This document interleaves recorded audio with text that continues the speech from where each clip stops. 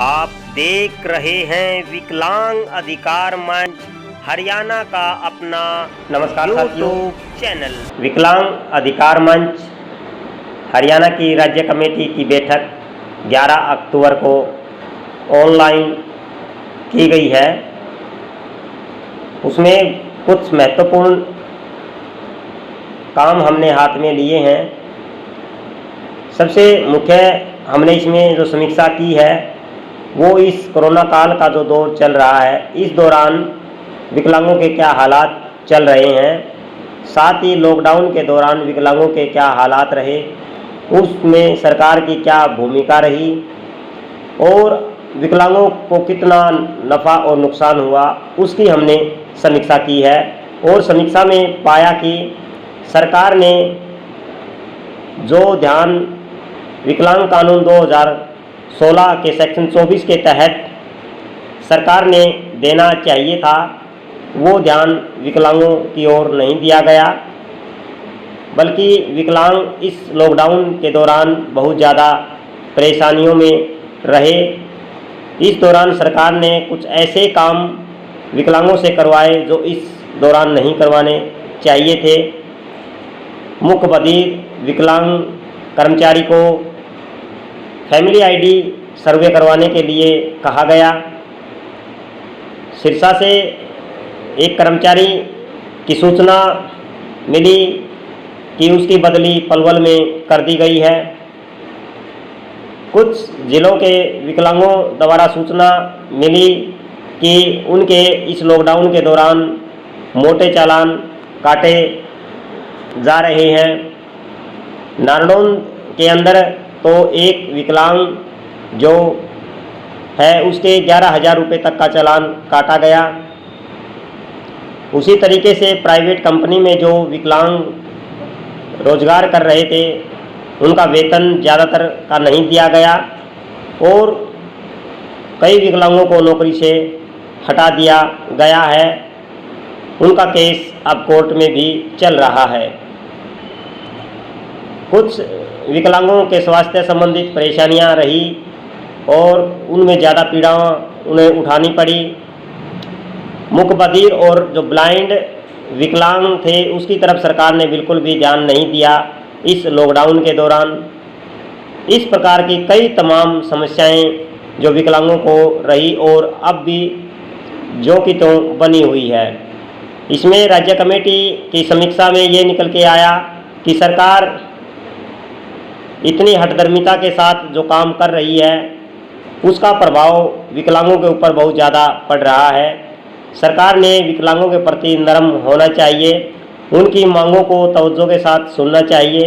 लेकिन इस महामारी के इस काल में तमाम विकलांग अधिकार मंच की राज्य कमेटी ने इन समस्याओं से हमारे माननीय मुख्यमंत्री मनोहर लाल खट्टर जी, उप मुख्यमंत्री दुष्यंत चौटाला जी और हमारे सामाजिक न्याय मंत्री और विकलांग कमिश्नर चंडीगढ़ को कई बार अवगत करवा चुके हैं।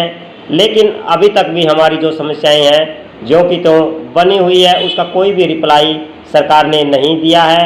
हमने मेल और पत्राचार दोनों के माध्यम से हम अवगत करवा चुके हैं।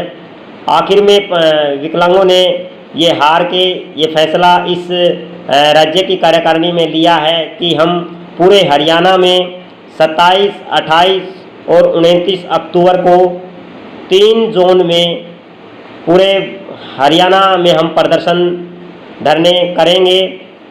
उसमें 27 अक्टूबर हिसार में हमारे जो उप मुख्यमंत्री दुष्यंत चौटाला जी का निवास स्थान है उसकी कोठी का हम घेराव करेंगे और फतेहाबाद, सिरसा, हिसार के ज़िले के विकलांग इसमें भारी संख्या में इकट्ठे होंगे।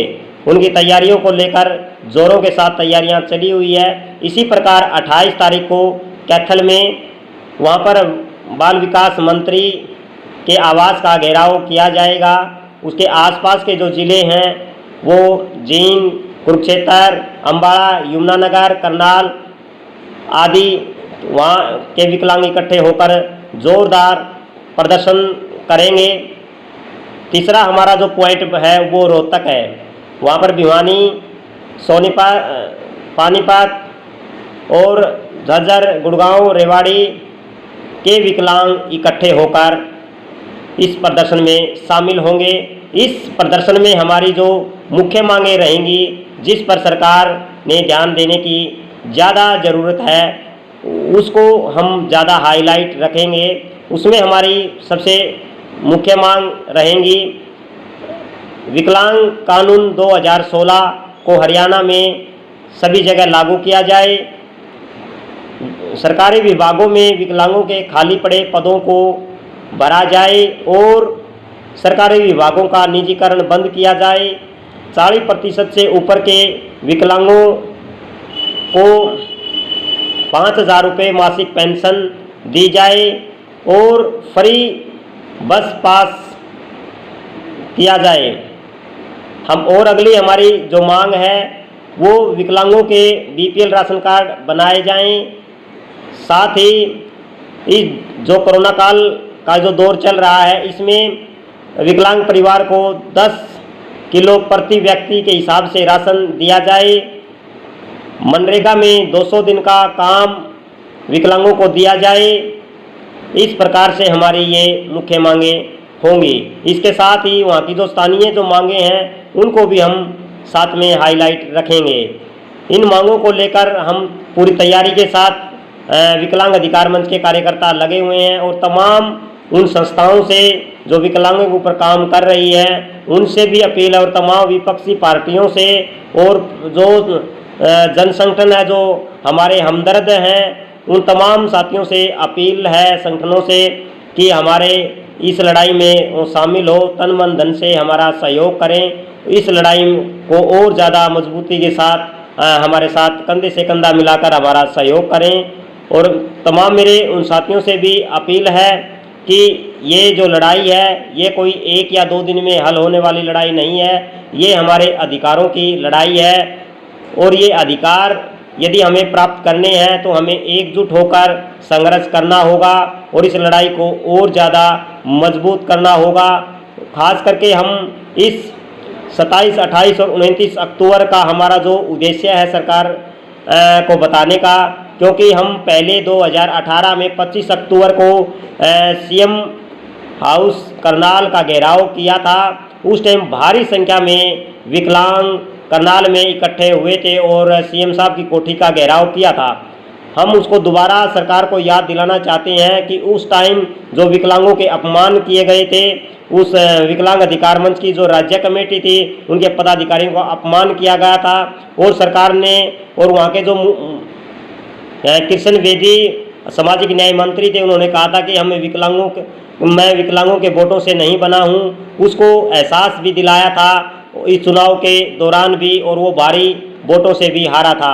इसी तरीके से कैप्टन अभिमन्यु उन्होंने भी इसी तरीके से जो व्यवहार किया था, विकलांगों के कर्तनी मांगों पर जो GST लगाई थी, उस दौरान भी हमने जो विरोध किया था उसका भी उन्होंने खामियाजा भुगतना पड़ा है। हम दोबारा फिर सरकार को ये बताना चाहते हैं कि यदि विकलांगों के इन मांगों पर विचार नहीं किया जाएगा, इनकी मांगें हल नहीं की जाएंगी तो हमारी ये लड़ाई जारी रहेगी और हम फिर दोबारा एक बड़ी ताकत के साथ आपको फिर हम याद दिलाने के लिए 27, 28 और 29 अक्टूबर को हम पूरे हरियाणा में ज़ोरदार प्रदर्शन करेंगे। यदि सरकार में थोड़ी सी भी शर्म लिहाज है और विकलांगों के प्रति इस मानवता के आधार पर उनकी मदद करना चाहती है तो 1 नवंबर हरियाणा डे पर हमारी इन मांगों पर घोषणा करें और जल्द इन्हें लागू करें।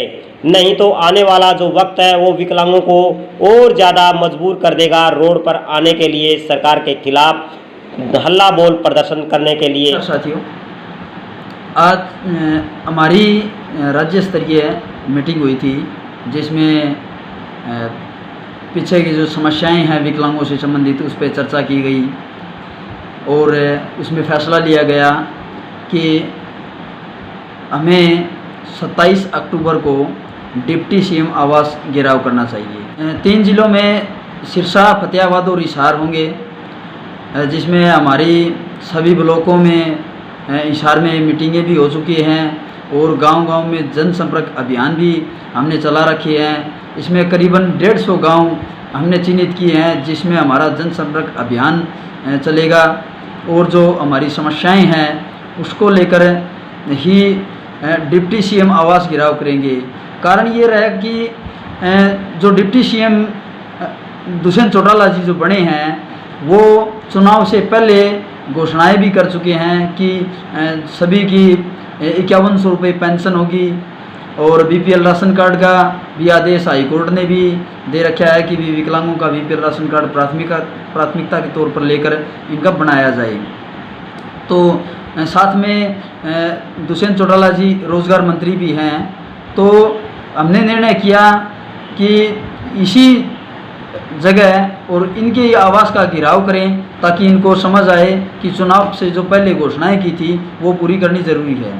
जो हमारी इसमें मुख्य मांगें हैं वो सबसे पहले रोज़गार की है। भाई सभी विकलांग जितने भी पढ़े लिखे विकलांग हैं उनको रोज़गार दिया जाना चाहिए। दूसरा है जो हमारा 2016 का जो कानून है वो पास तो हो चुका है लेकिन अभी तक लागू नहीं किया गया है, उसको पूरे हरियाणा में लागू किया जाना चाहिए।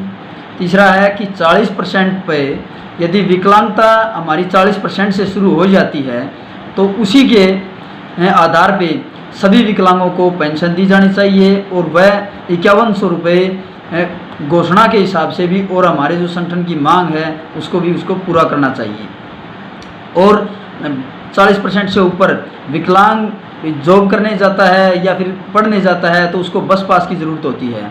सरकार ने अभी 100% विकलांग को ही बस पास दे रखा है, लेकिन हमारी मांग है कि 40% से ऊपर सभी विकलांगों का फ्री बस पास होना चाहिए और ज़रूरतमंद विकलांगों का बीपीएल राशन कार्ड भी बनना चाहिए। इसके बाद जो मनरेगा में काम मिलता है सामान्य व्यक्ति को, उसी तरीके से हमारे विकलांगों को भी 200 दिन का काम मनरेगा में दिया जाना चाहिए। हमारी मुख्य मांग है जिसको लेकर हम राम समर्पण पार्क है पुष्पा कॉम्प्लेक्स के पास, वहाँ इकट्ठे होंगे। इससे पहले हमने काफ़ी बार पत्राचार के माध्यम से, मेल के माध्यम से दुष्यंत चौटाला जी के पास या जो हमारे माननीय मुख्यमंत्री है उनके पास, सामाजिक न्याय मंत्री है, सभी के पास हमने हमारी जो मांग है उसके बारे में अवगत भी करवाया। काफ़ी बार लेटर भी भेज चुके हैं पोस्ट के माध्यम से भी, लेकिन किसी प्रकार की कोई कार्रवाई नहीं करते हैं।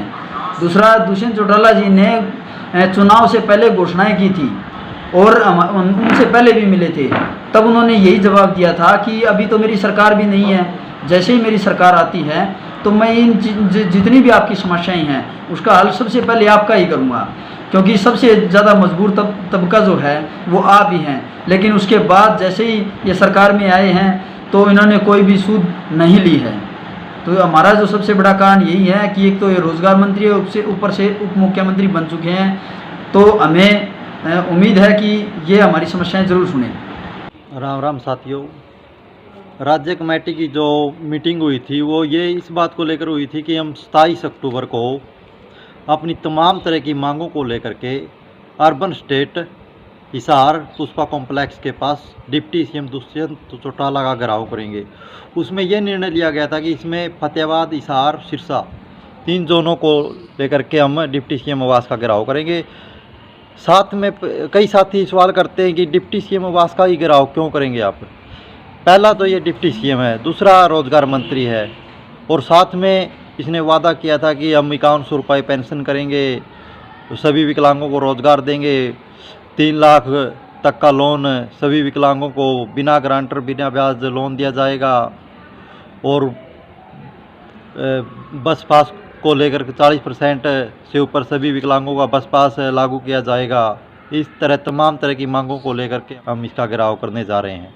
फतेहाबाद की जो मीटिंग हुई है इसमें हमने फैसला लिया है कि हिसार के लिए हम चलेंगे और पूरे ज़ोर शोर से हमारी जो पूरे हरियाणा की जो विकलांगों की जो मांग है उनको लेकर के हम आवाज़ उठाएंगे।